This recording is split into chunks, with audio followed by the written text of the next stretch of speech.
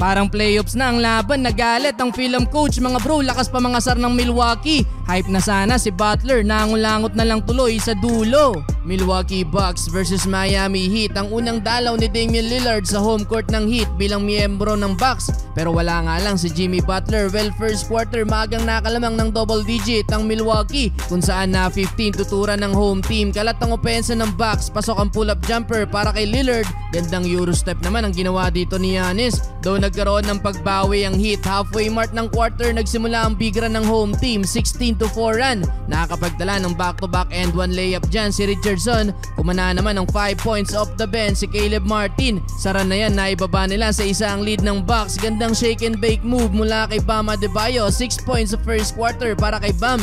Natapos nga lang ang quarter, kumana pa ng 9 tuturan ng Milwaukee, 6 points para kay Greek Freak at 8 points kay Lillard. 31-22 end of first quarter. Second quarter, pakitang gilas ang rookie ng Miami Heat na si Jaime Jaquez Jr. Pinapanis lang mga bro ang depensa ni Chris Middleton. Napakagat pa sa fake ang veteran. Ganda pa ng footwork ng rookie mga bro. Another driving layup kontra sa depensa ni Middleton. Instant offense mula sa bench ang rookie. 8 points shooting 4 of 5 sa field. Nakalamang na din ang Miami mula sa 3 points ng undrafted player na si Jamal Cain. Na-hype na din si Jimmy Butler after ng tres na to ni Richardson. Tatlo na ang nasa double figure para sa Miami, led by Bam Adebayo. 15 points lamang din ang 3 points ang Heat matapos umiscore ng 40 points sa second quarter, 62-59. Third quarter, takeover mode na si Giannis. 7-minute mark mga bro, may 7 points na agad sa quarter si Greek Freak. Lumamang na din ulit ang Milwaukee. Mainit beyond the arc si Malik Beasley, 80-76 halfway mark ng quarter.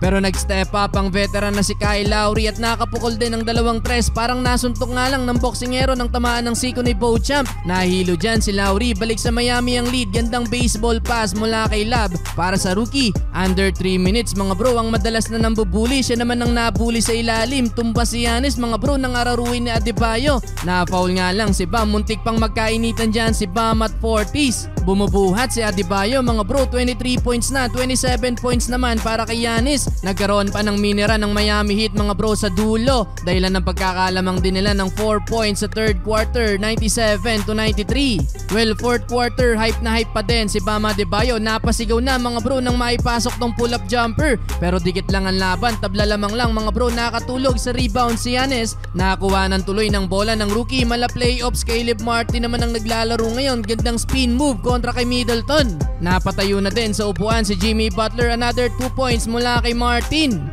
Yun nga lang mga bro, eto na si Damian Lillard. Dame time na mga bro, clutch 3 points under 3 minutes. Nasundan pa ng back-to-back pull-up jumper ni Middleton, 122-118. Last 2 minutes mga bro, na technical foul si Coach Eric Spoelstra. Nagalit na ang film coach dahil walang itinawag na foul sa Miami Heat. Well, dahil sa 5 points na lamang ng Milwaukee Bucks mga bro, hindi na din nakabalik pa ang Miami Heat mga bro. Sa dulo, panalo ang Bucks.